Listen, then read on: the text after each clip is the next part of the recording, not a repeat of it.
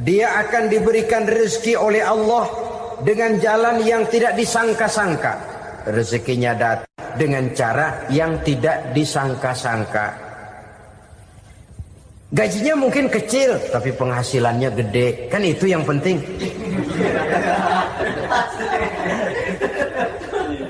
Gaji dan penghasilan kan lain tuh. Boleh jadi gaji kecil, asal penghasilan gede, kan nikmat hidup itu. Nah, penghasilan ini ada yang bisa kita perkirakan. Bisa kita perkirakan. Misalnya gaji itu tadi. Kalau saya kerja, gaji saya begini. Ada rezeki yang masuk min haitsu la yahtasib. Tidak kita sangka-sangka. Tidak kita duga-duga. Tahu-tahu ada saja rezeki. Datang orang, bawa persoalan yang mendatangkan hasil. Sebab rezeki, jodoh, maut memang seperti bayangan. Kita uber-uber dia lari, kita diem dia diem. Kan gemesin itu.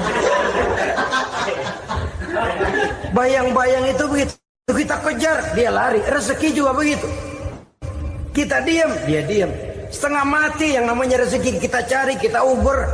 Ngobek sampai ratusan bohong kita kerjain. Tapi memang belum waktunya, ya sulit untuk tembus. Tapi kadang-kadang giliran kita nongkrong di rumah, datang orang bawain rezeki. Itulah yang namanya rezeki. Tapi ini untuk orang yang bertakwa. Kalau tidak punya kredibilitas takwa, jangan lalu pakai ayat ini.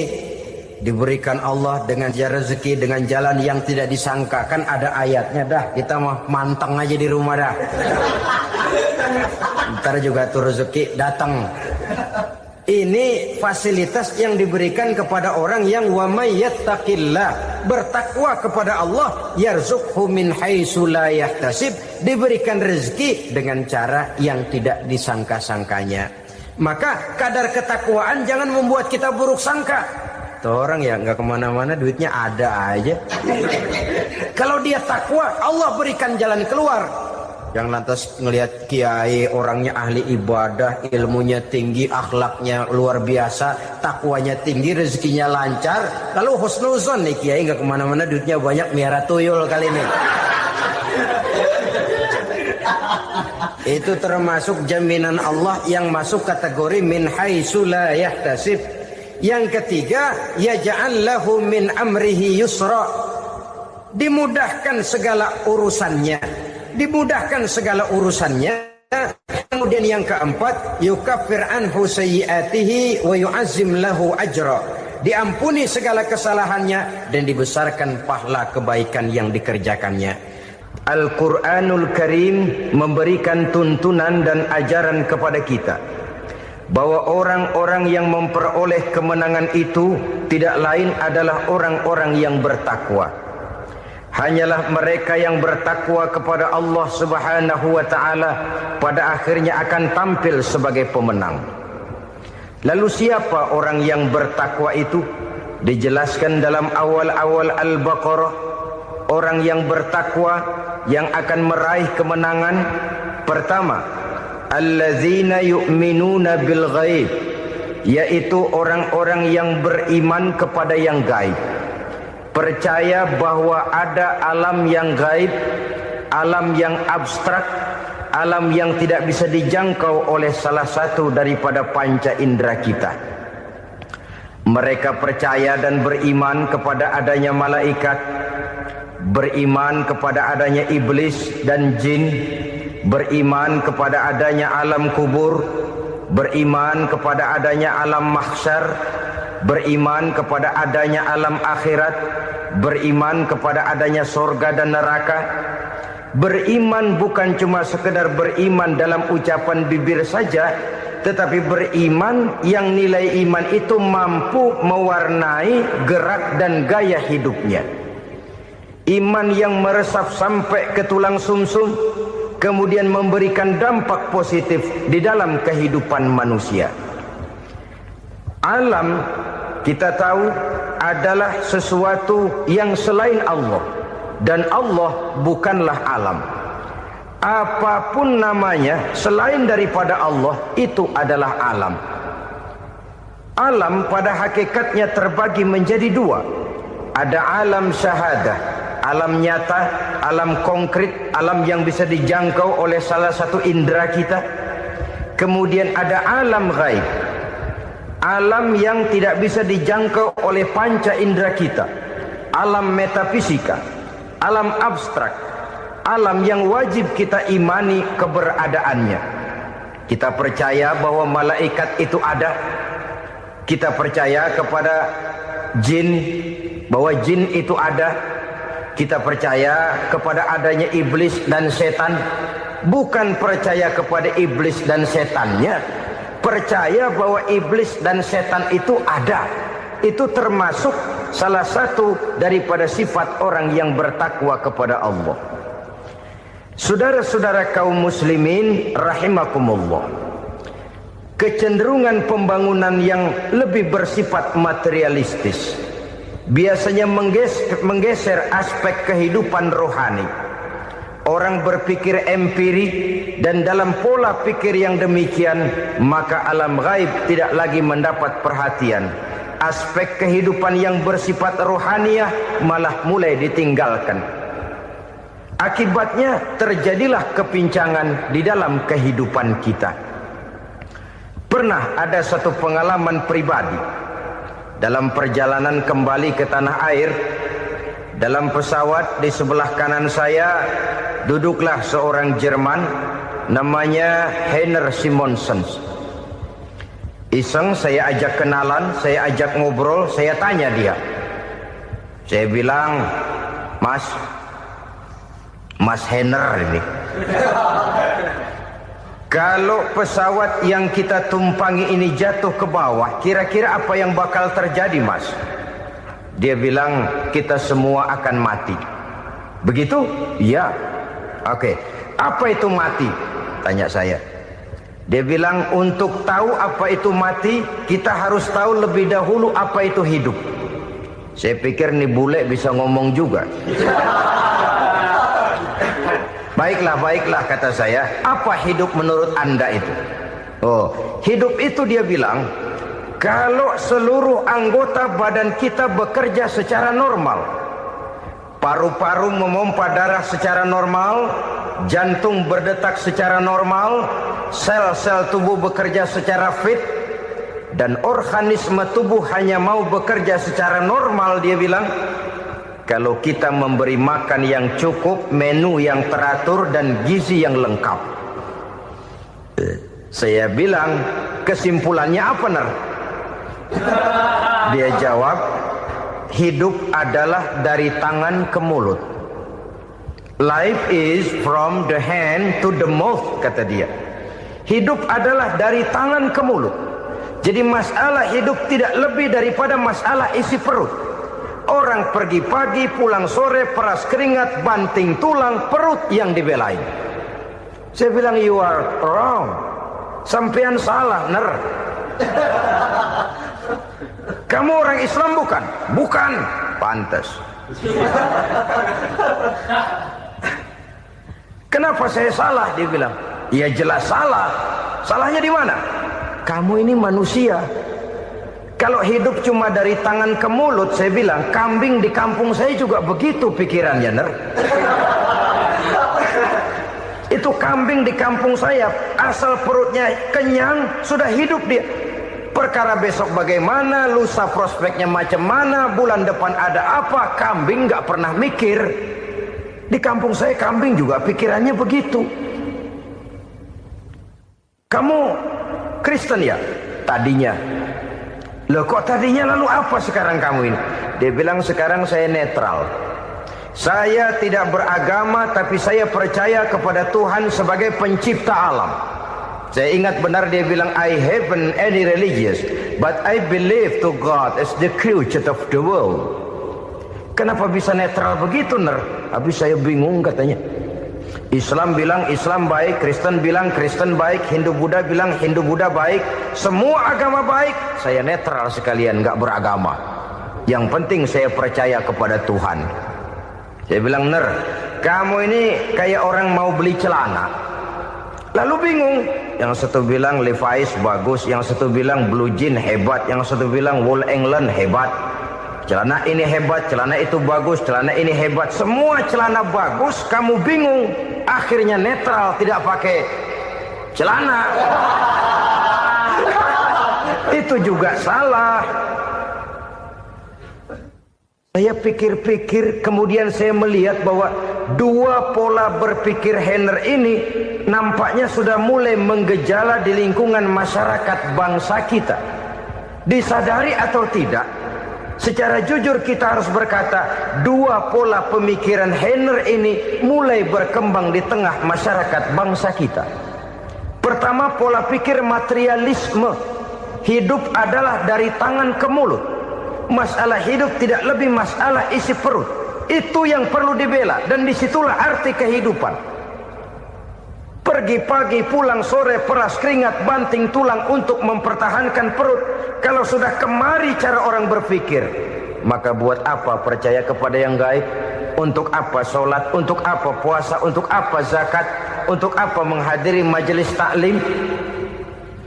Tanpa kepercayaan kepada yang gaib, hidup berjalan menurut alur empiris dan materialis. Kalau sudah ke sana cara orang berpikir, biasanya orang lalu cenderung menghalalkan segala cara. Hanyalah orang yang percaya bahwa akhirat ada. Hanyalah orang yang percaya bahwa alam kubur itu ada. Hanyalah orang yang percaya bahwa malaikat itu ada, hidupnya akan lebih terarah dan terkendali.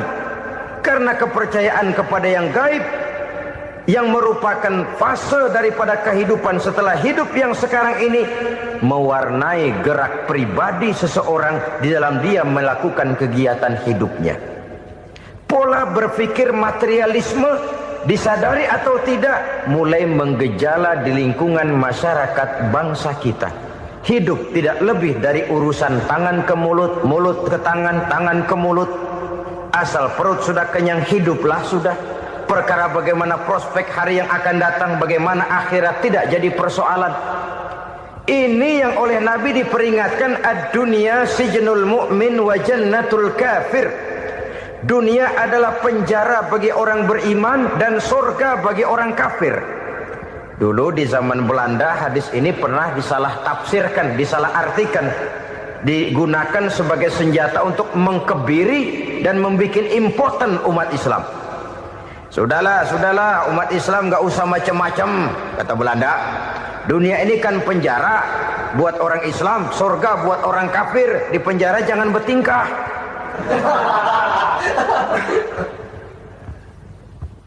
Pengertiannya tidak begitu. Dunia adalah penjara bagi orang mukmin. Artinya dalam kehidupan dunia seorang mukmin tidak bebas memperturutkan hawa nafsunya. Di penjara hawa nafsunya itu. Sebaliknya surga bagi orang-orang kafir. Buat orang kafir surgalah dunia ini. Mereka bebas memperturutkan hawa nafsunya. Dilarang tidak terlarang, dicegah pun tidak tercegah. Mereka hidup menurut alur bisikan nafsu mereka sendiri. Kemudian bila ajal datang, maut merenggut nyawa, selesailah surganya sampai di situ.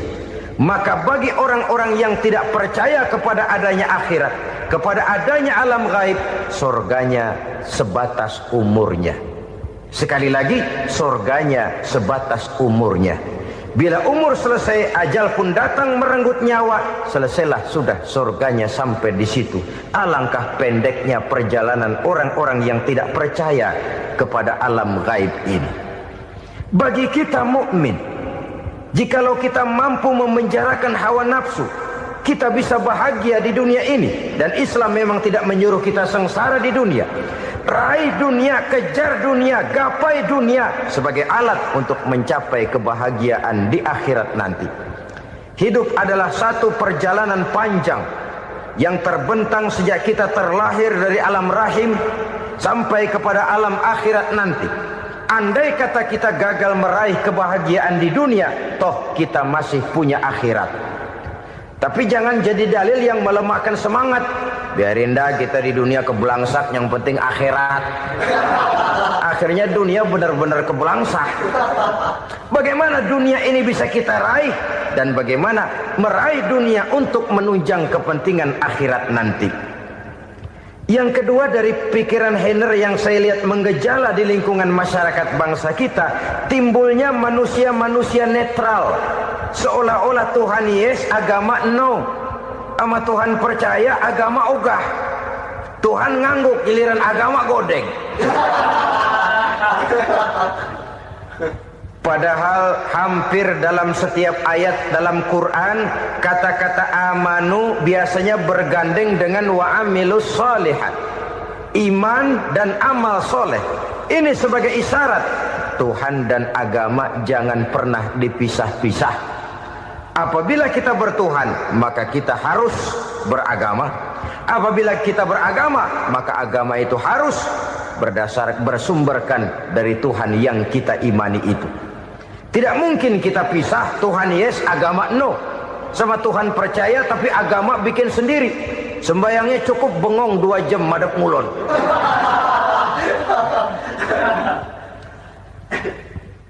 Saudara-saudara kaum muslimin rahimakumullah. Jadi dengan demikian, agama yang kita akui merupakan unsur mutlak di dalam pembangunan sekarang ini, merupakan bagian dari kehidupan yang menuntun kita bahwa di balik alam nyata ini, di balik alam syahadah ini ada alam gaib. Dan mudabbir, murabbi, yang mengatur, yang menguasai, yang memelihara baik dia alam nyata, baik dia alam gaib, tidak lain adalah Allah Subhanahu wa taala. Di sana ada satu super power, satu maha kekuatan yang kita perlu bersandar kepadanya. Sebagai makhluk nyata yang hidup di alam nyata, berbuatlah secara nyata sebagaimana harusnya kita berbuat. Karena Islam jelas bukan agamanya orang pemalas.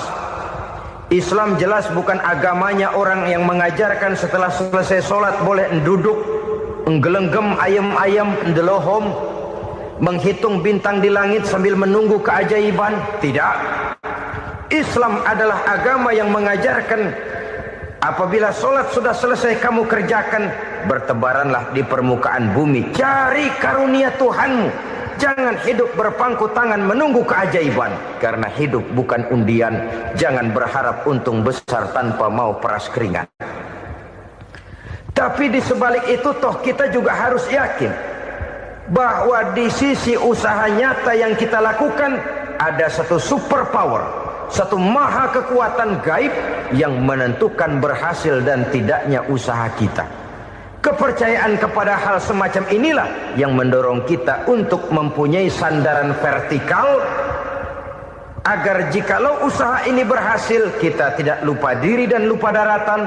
Jikalau usaha ini gagal, kita tidak putus asa dan buruk sangka, tidak cupik pandangan dan sempit hati, tapi mampu melihat persoalan dengan kacamata putih sambil husnuzon kepada Allah Subhanahu wa ta'ala.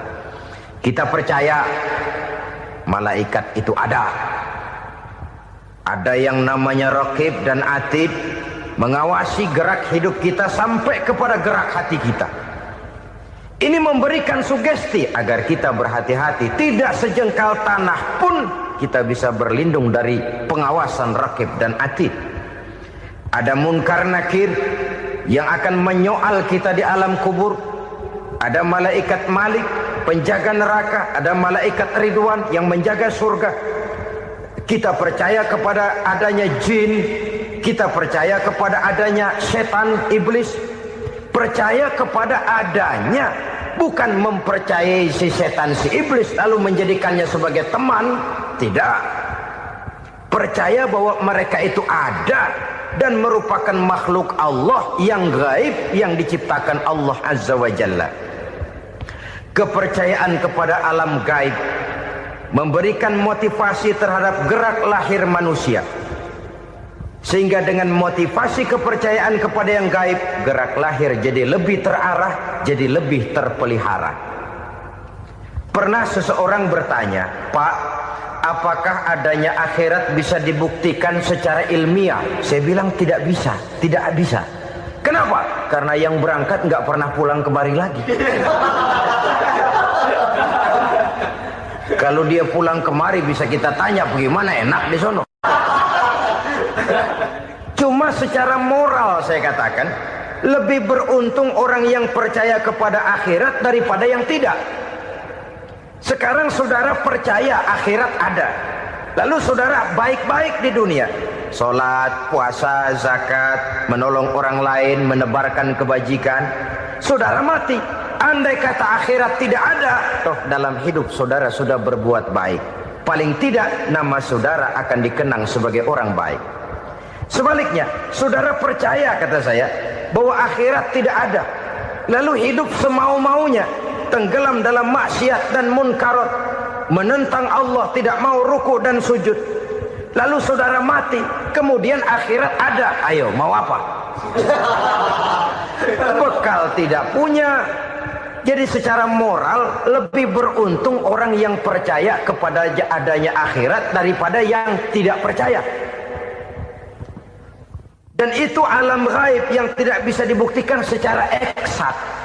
Jangankan untuk membuktikan seperti itu, dalam kehidupan sehari-hari saja yang kita rasakan tidak selalu berbentuk toh. Angin, bagaimana sih bentuknya angin? Kita tidak tahu. Merah, buktinya kalau dikerok merah. Yang merah itu kulit, yang kulit kita bukan anginnya. Sakit, rasa sakit itu ada, tapi bagaimana bentuk sakit kita nggak pernah tahu. Kalau kita makan cabai pedas, bagaimana bentuk pedas itu tidak ada, tapi rasa ada. Bentuk pedas hijau, cabainya bukan pedasnya. Tidak semua yang kita rasakan bisa kita gambarkan dalam bentuk yang konkret. Oleh karena itu, sekali lagi bahwa kepercayaan kepada alam yang gaib mampu memberikan satu sugesti yang menata kehidupan seseorang lebih lurus, lebih terarah, dan lebih terkendali. Maka wajar kalau kepercayaan kepada yang gaib mengantarkan seseorang untuk meraih kemenangan. Kenapa? Dia percaya kepada yang gaib, bahwa akhirat ada, bahwa alam kubur ada, bahwa pertanggungan jawab itu ada. Maka dia lalu tidak hidup saenae udele dewe, itu loh. Tidak hidup menurut seleranya sendiri, terarah, teratur. Ini cirinya yang pertama. Orang bertakwa yang akan meraih kemenangan, mereka beriman, mereka percaya kepada yang gaib. Bahkan hal-hal konkret saja selalu berangkat dari yang gaib. Saudara-saudara, para remaja, para pemuda sekarang ini tidak pernah tahu toh siapa yang akan jadi teman hidup saudara. Kita bisa saja ngerancang, mentargetkan, tapi toh akhirnya yang namanya jodoh bukan kekuasaan kita. Rezeki di luar kemampuan kita. Begitu juga ajal, maut, jodoh, ajal adalah contoh-contoh konkret bahwa pada akhirnya yang gaiblah yang menentukan. Bertahun-tahun ngelancong, emang jodoh seret nggak jadi.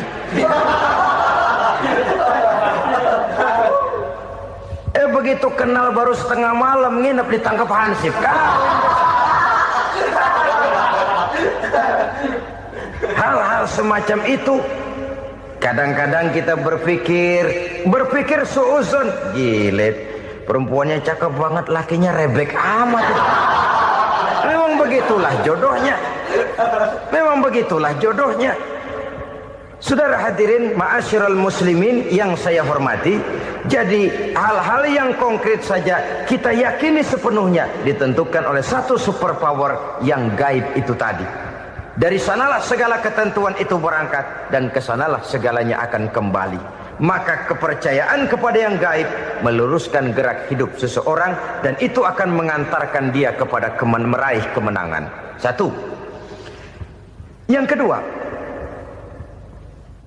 wa yuqimuna shalah. Orang bertakwa yang akan meraih kemenangan itu adalah orang-orang yang mendirikan sholat. Kenapa sholat mengantarkan orang untuk meraih kemenangan? Yang jelas, inna sholata tanha anil fahsya'i wal munkar. Sholat mampu mencegah manusia dari perbuatan keji dan munkar. Banyak filsafat hidup yang terkandung di dalam solat ini. Sejak kita wudhu sampai kita menghadap ke arah kiblat, sampai kita melakukan gerak-gerak solat, bacaan-bacaan yang ada di dalam solat, lalu sampai kepada mengucapkan salam. Banyak filsafat hidup yang terkandung di dalam solat. Umpamanya saja, setelah takbiratul ihram, mulai kita dengan solat dalam posisi berdiri. Diajarkan dalam kitab-kitab fikih agar kita melihat ke arah tempat sujud. Ini kan filsafat kehidupan. Kalau kamu solat dalam posisi berdiri, lihat tempat sujud. Jangan solat mata jelalatan, sebab nanti bisa mengurangi kekhusyuan. Jadi wajar kalau yang dikatakan bahwa yang paling afdol adalah soft yang di depan. Kenapa? Secara harfiah pengertiannya akan lebih mengundang kekhusyuan. Kenapa? Kalau kita di soft paling depan, di masjid umpamanya paling banter kita lihat tembok. Tapi kalau kita soft di tengah atau di belakang, orang-orang di depan kita pun akan kelihatan. Yang bajunya loreng, yang bajunya genggang, yang bajunya macam-macam. Kita lihat, kadang-kadang kita pikirin, ada yang bajunya bolong. Kita sholat tapi dalam hati, ini orang bajunya robek yang nggak tahu apa. Ada saja hal-hal yang mengusik kekhusyuan kita. Oleh sebab itu diajarkan dalam posisi berdiri, lihat, arahkan pandangan matamu kepada tempat sujud. Ini kan filsafat kehidupan. Maksudnya apa? Kalau lagi diri, lihat dong tempat sujud. Kalau udah di atas, ingat dong sama yang bawah. Kalau sudah tinggi, ingat dong dari mana kamu berangkat. Kalau sudah berkuasa, bantu dong yang lemah. Kalau sudah kaya, santuni dong yang miskin. Kalau sudah alim, bimbing dong yang awam. Ini filsafat kehidupan. Dalam posisi berdiri, kau lihat tempat sujud. Ini akan melahirkan kepekaan sosial, di mana seseorang mau tahu kepada orang lainnya. Bagaimanapun kaya kita, tinggi pangkat dan jabatan kita, jikalau hidup hanya untuk kepentingan perut sendiri saja, rasanya belum membawa manfaat di dalam kehidupan kita. Tapi efek yang tertinggi sesungguhnya, solat mencegah manusia dari perbuatan keji dan munkar.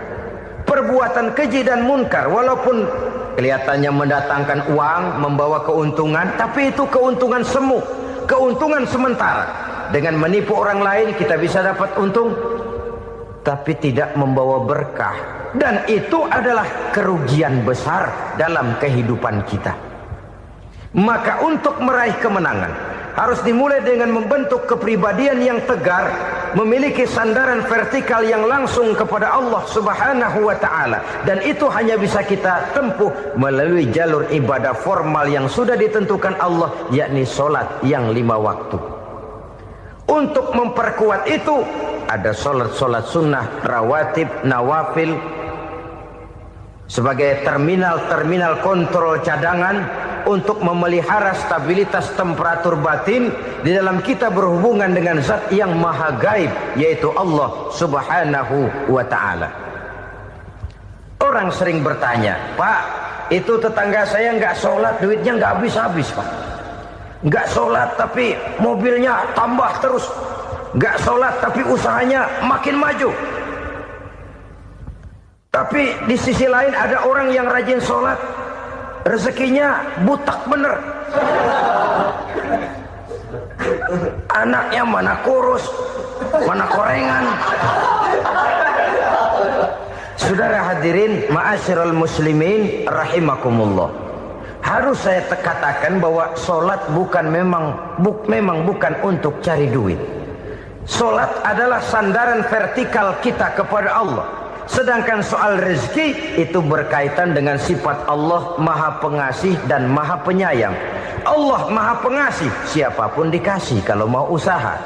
Allah maha penyayang, tidak semua orang disayang oleh Allah Azza wa Jalla. Dan belum tentu banyak harta itu merupakan nikmat. Mungkin juga istidraj. Artinya istidraj itu dikasih tapi diambulin, kalau bahasa Betawinya itu. Dikasih tapi diambulin, itu bukan merupakan nikmat sesungguhnya, lebih merupakan azab dari Allah Subhanahu wa ta'ala.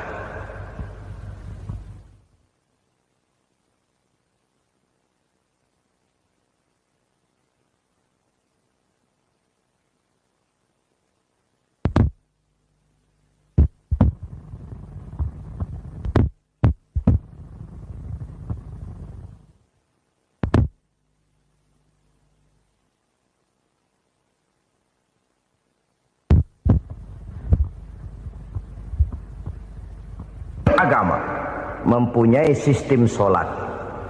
Dan kita umat Islam telah dituntun oleh Allah Subhanahu wa ta'ala yang wajibnya 5 kali dalam sehari semalam mendirikan sholat. Dan itu tentu berada dalam jangkauan kemampuan manusia. Pada awalnya barangkali kita memang merasa sholat itu satu kewajiban.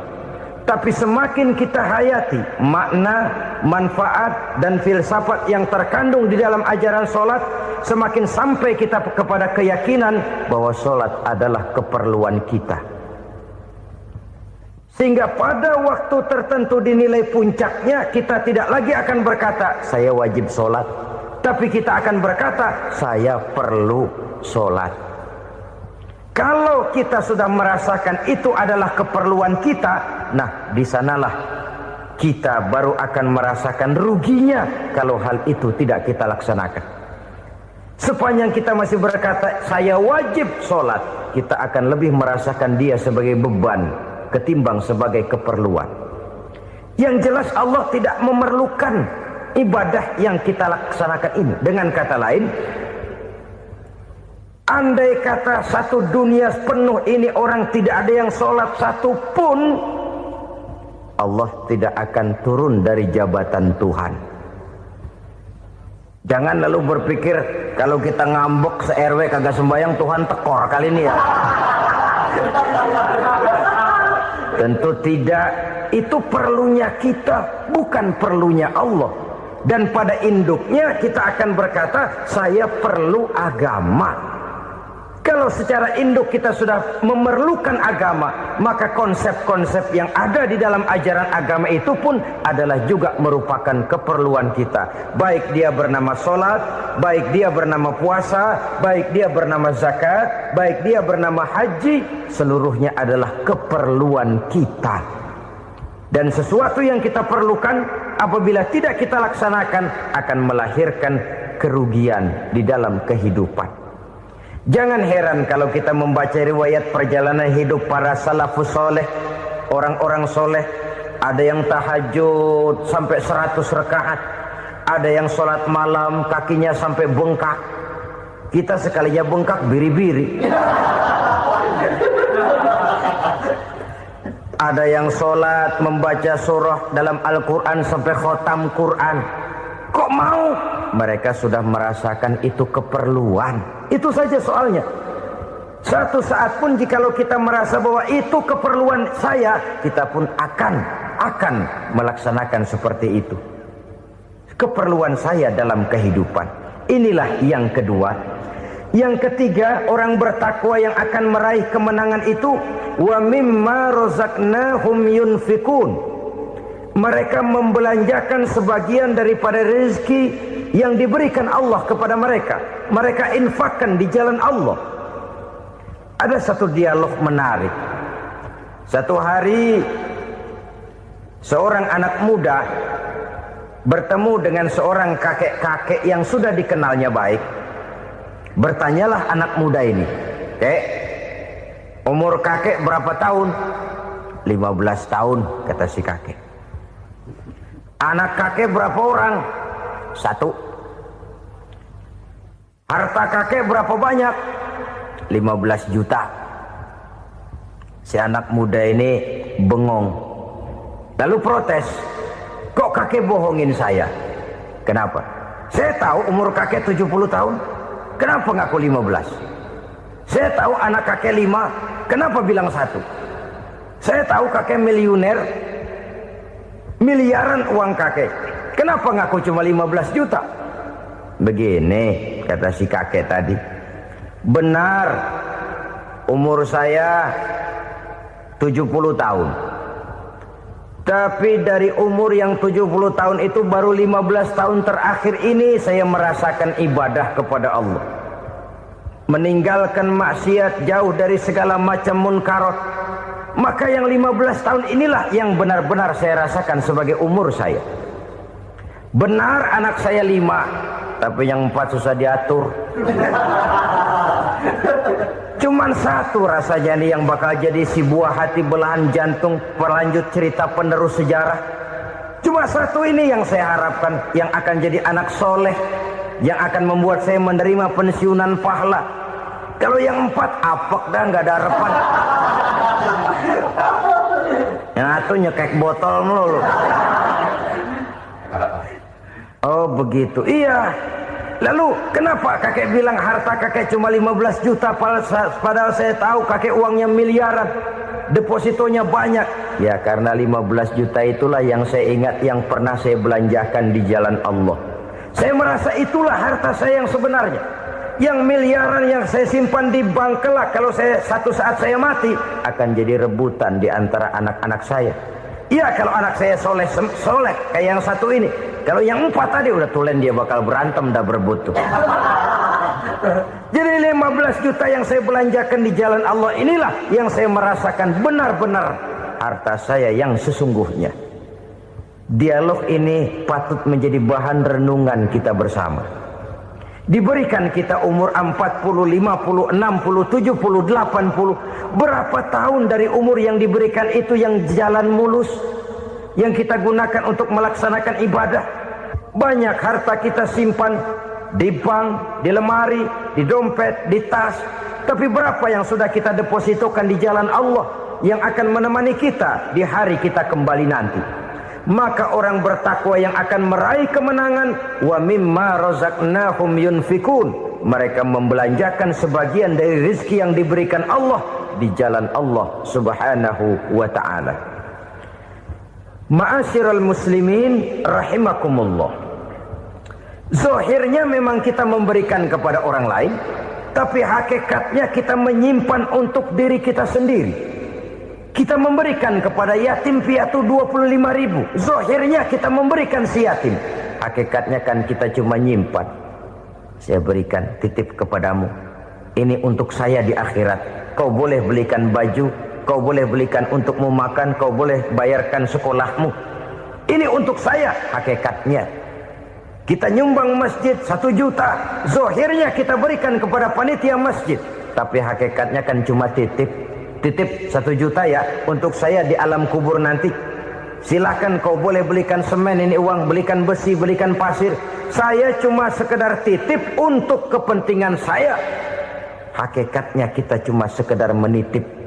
Sebagaimanapun pada hakikatnya, apapun yang kita miliki dalam kehidupan kan cuma sekedar hak guna pakai, bukan hak milik mutlak. Harta kita, rumah kita, kendaraan kita, kebun kita, pabrik kita, hak guna pakai saja. Hak milik mutlak cuma untuk Allah Subhanahu wa ta'ala. Saudara-saudara kaum muslimin rahimakumullah. Ini yang ketiga. Kemudian yang keempat, orang-orang bertakwa yang akan meraih kemenangan, allazina yu'minuna bima unzila ilaika. Mereka yang beriman, mereka yang percaya kepada apa yang telah diturunkan kepadamu Muhammad, ay Al-Quran, yakni Al-Quranul Karim. Setelah percaya kepada yang gaib, mendirikan solat, kemudian menginfakkan sebagian dari rezeki yang diberikan Allah, mereka juga lalu percaya kepada yang diturunkan terhadap Nabi, yaitu tidak lain Al-Quranul Karim. Sekali lagi di sini, percaya bukan hanya sekedar percaya saja, tetapi percaya lalu menjadikan Al-Quran itu sebagai pedoman hidup. Sebab memang Al-Quran itu adalah GBHM, garis-garis besar haluan muslim. Apa yang harus kita lakukan, apa yang harus tidak kita lakukan, bagaimana mestinya kita bertingkah laku dan berbuat, seluruhnya tercantum di dalam Al-Quranul Karim. Itu sebabnya ketika satu hari Aisyah ditanya bagaimana akhlak Rasul, beliau menjawab, kana Rasulullah sallallahu alaihi wasallam khuluquhul Quran. Akhlak daripada Rasulullah tidak lain adalah Al-Quran. Jawaban simpel ini memberikan gambaran bahwa keseluruhan daripada konsepsi Quran sudah diterjemahkan dalam kehidupan Rasulullah sallallahu alaihi wasallam.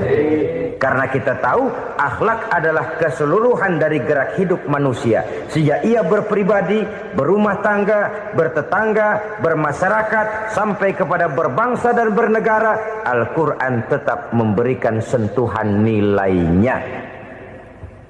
Oleh karenanya, orang-orang yang bertakwa adalah orang-orang yang menjadikan Al-Quran sebagai pedoman dalam kehidupannya.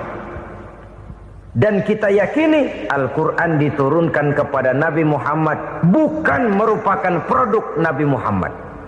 Isi dan redaksinya langsung dari Allah Subhanahu wa ta'ala.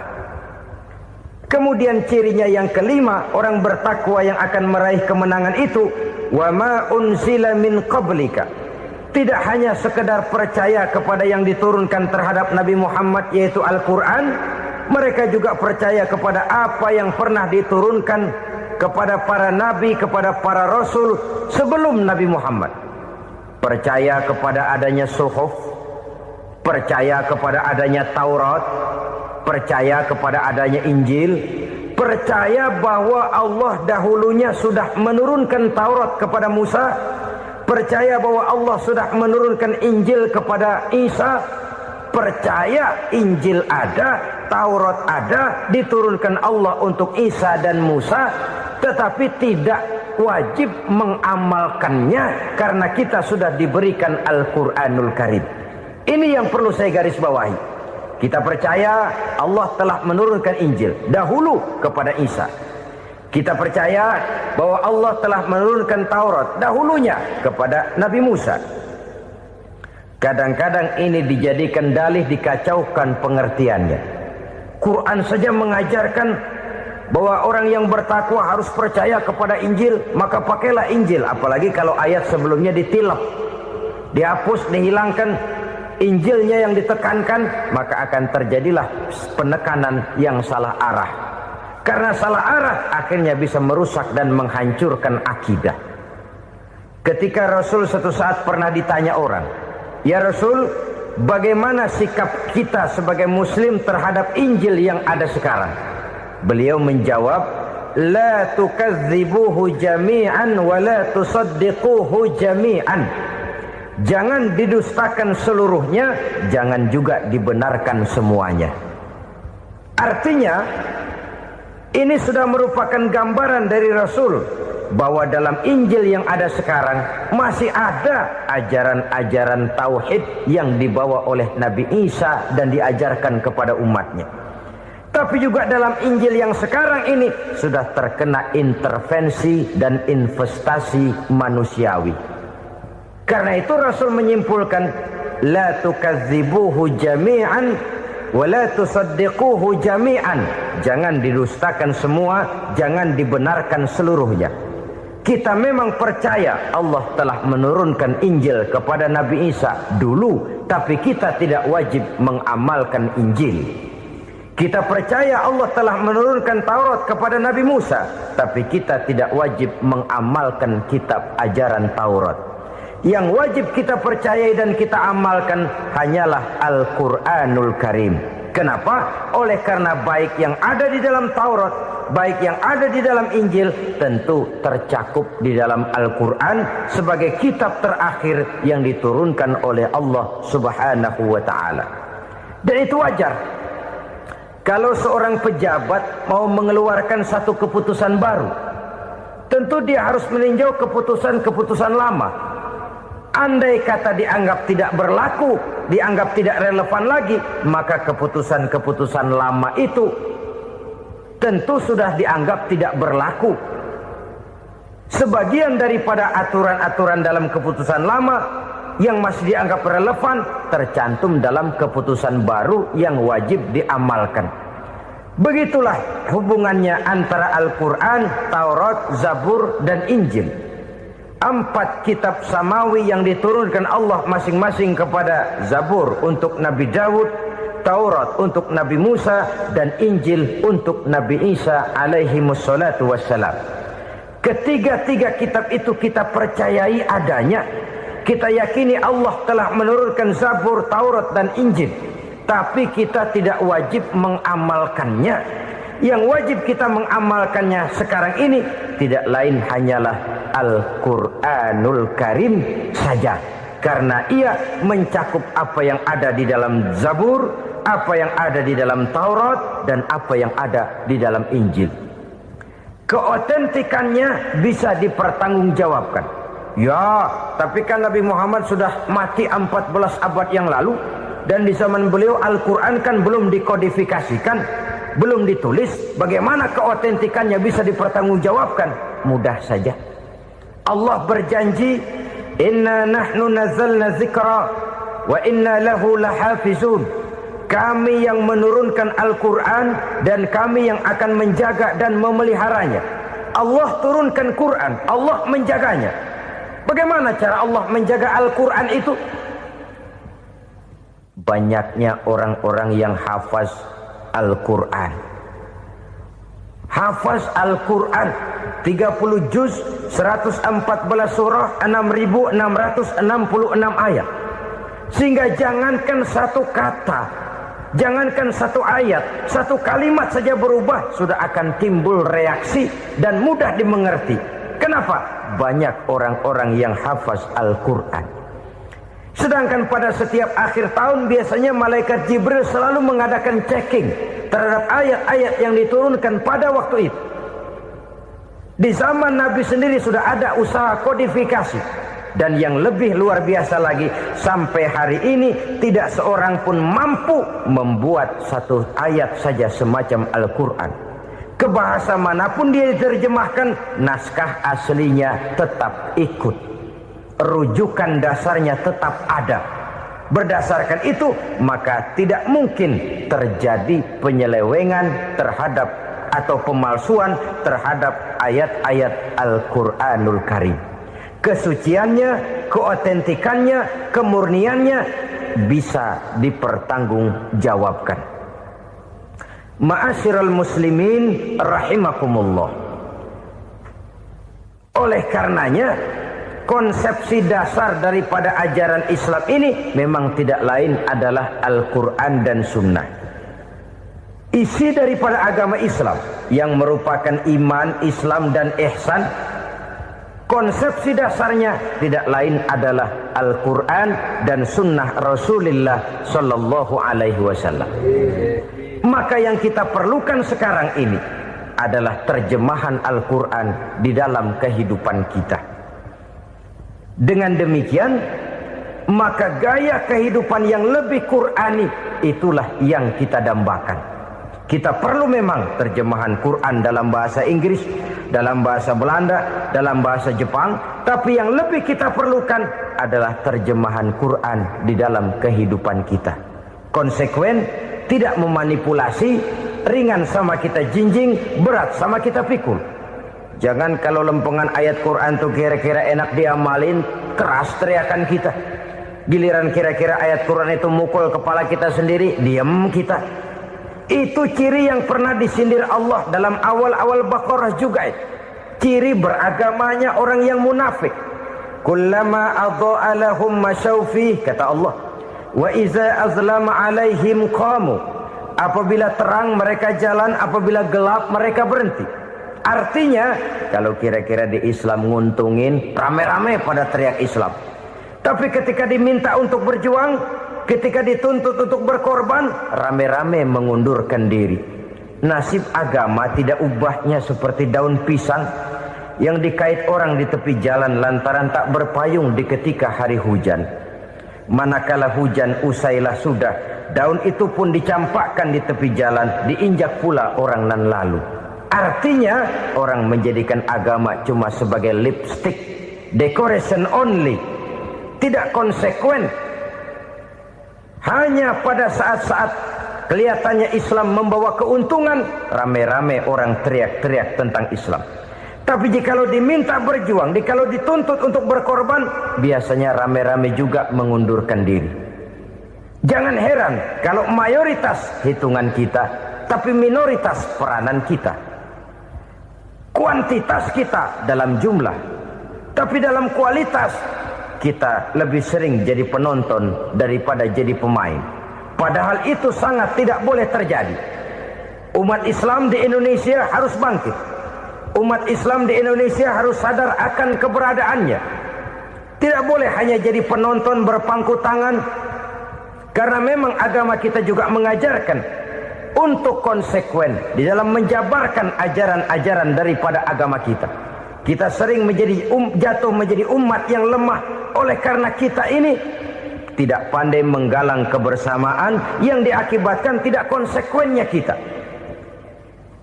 Diistilahkan bahwa umat Islam di dalam menggalang kebersamaannya itu harus seperti orang main sepak bola. Saudara-saudara kan tahu orang main sepak bola itu. Orang main sepak bola, kalau pertandingan belum dimulai sih silakan saja kumpul di luar lapangan, atur strategi yang baik. Tapi kalau pertandingan sudah dimulai, turun ke lapangan hijau, jangan kumpul terus. Ada sepak bola gotong royong, mundur-mundur rame-rame, depan ke depan kumpul melulu mainnya. Kalah. Orang main sepak bola itu ya harus ada penyerang tengah, harus ada penjaga gawang, harus ada strikernya, harus ada kiri luarnya, kanan dalamnya yang jadi backnya. Posisi boleh bermacam-macam, tapi yang penting saling ngoper untuk menggolkan gawang lawan. Begitulah umat Islam ini.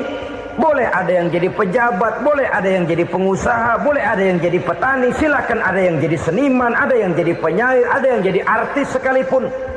Tapi kalau sudah berhasil menguasai bola, jangan lupa operannya. Operan itu yang langka. Kita ini muslim kadang-kadang kalau sudah memegang menguasai bola, kalau belum mau mampus, belum mau ngoper. Nanti kalau sudah nggak punya bola, baru mau ngoper. Kalau sudah dengar-dengar mau dekat pensiun, baru mau jihad, baru mau berjuang, baru mau ngurus pesantren. Tanda tangan sudah tidak laku, memo sudah tidak dihargai, baru mau berjuang. Kemarin kemana mas? Kita tidak pandai memanfaatkan posisi. Dengan kata lain, kalau kembali kepada persoalan kita, konsekuensi kita terhadap agama yang kita anut ini belum ideal. Kita masih lebih sering berislam ini pada saat-saat yang menurut perhitungan kita membawa keuntungan. Tapi kalau diminta berjuang, dituntut berkorban, yang itu pun hakikatnya adalah untuk kepentingan kita juga. Allah tidak pernah menuntut kita untuk jihad bagi kepentingan Allah, itu tidak. Berjuang menegakkan agama Allah, apakah untuk kepentingan Allah? Tidak. Untuk kepentingan kita. Sebab nilai-nilai jihad itu pada akhirnya akan membawa kita kepada satu kebahagiaan. Setidaknya kalau tidak di dunia, tentu di akhirat sebagai syahid. Oleh karena itu, pada bagian akhir ini saya ingin mengajak, marilah kita konsekuen. Sekali kita berkitabkan Al-Quranul Karim, mari dia kita jadikan pedoman. Jangan cuma kita jadikan sebagai penghias dinding, pelengkap rumah, bahwa di rumah kita ada Al-Quran, tapi yang baca kecoa. Habis pada bolong tuh Quran. Yang penting kan punya Quran. Ditaruh di pintu rumah. Biar apa? Biar kuntilanak kagak masuk katanya. Ya apa itu nasib Quran, cuma kerjanya jaga pintu, ngusir kuntilanak, ngusir memedi. Bagaimana kita hidup menurut tuntunan Al-Quran? Kadang-kadang tidak pernah menjadi masalah bagi kita. Maka bagaimanakah Al-Quran akan mungkin membawa keberkahan dalam hidup kalau ajarannya kita injak-injak dalam keseharian kita? Mewujudkan gaya hidup yang lebih Qur'ani, itulah yang akan kita rintis di dalam kehidupan kita. Bertahap, step by step, menurut kemampuan yang ada pada kita. Jika jalan ini tidak bisa kita selesaikan, percayalah akan ada generasi penerus yang akan melanjutkan usaha dan cita-cita mulia itu. Jadi percaya kepada Taurat, percaya kepada Injil, sekadar percaya Allah dahulunya sudah menurunkan itu. Tapi kita tidak wajib mengamalkannya. Kenapa? Generasi Injil masa berlakunya sudah kedaluarsa. Taurat masa berlakunya sudah kedaluarsa. Injil pernah berlaku untuk orang Nasrani di zaman Nabi Isa. Taurat pernah berlaku untuk orang Yahudi di zaman Nabi Musa. Setelah generasinya berlalu, datang Rasul penutup yang membawa Al-Quranul Karim, maka Al-Quran itulah yang berlaku menjadi pedoman sampai hari akhir nanti. Jangan jauh dari Al-Quran, karena apabila ini kita lakukan, maka kita akan kembali kepada satu gaya hidup yang jauh dari tuntunan agama, dan itu artinya kita akan semakin jauh untuk meraih kemenangan. Saudara-saudara kaum muslimin rahimakumullah. Yang keenam, yang terakhir, orang-orang bertakwa yang akan meraih kemenangan itu wabil akhirati hum yuqinun.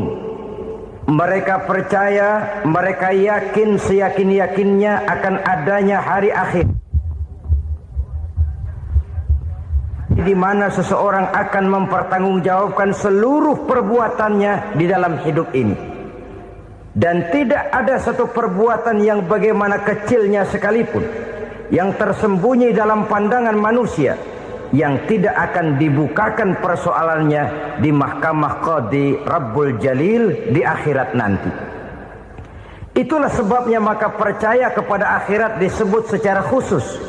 Padahal di awal tadi sudah dijelaskan yu'minuna bil ghaib, percaya kepada alam gaib, dan alam gaib ini termasuk akhirat. Kenapa pada bagian akhir disebut lagi akhirat? Karena ternyata bahwa kepercayaan kepada adanya akhirat merupakan induk dari kepercayaan terhadap adanya malaikat, setan, jin, dan lain sebagainya, dan akan lebih memberikan sugesti dalam kehidupan manusia untuk meluruskan gerak hidupnya. Jikalau satu saat tergerak hati akan berbuat kejahatan, ingin mencuri, sadarlah, awas ada akhirat.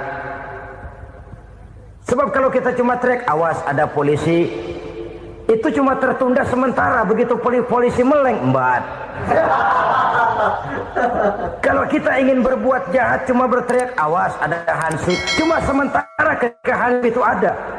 Tapi kalau ceritanya awas ada akhirat, mau menyeleweng awas ada akhirat, mau berjudi awas ada akhirat, mau mencuri awas ada akhirat. Keyakinan yang akan meluruskan gerak hidup manusia sehingga gerak itu jadi lebih terarah dan terkontrol, tidak merugikan baik diri sendiri, lebih-lebih orang lain. Ternyata bahwa kepercayaan kepadanya adanya hari akhirat sanggup menjadi sumber daya kontrol dari kehidupan manusia, sehingga ia tidak terjebak dalam perbuatan maksiat dan munkarat.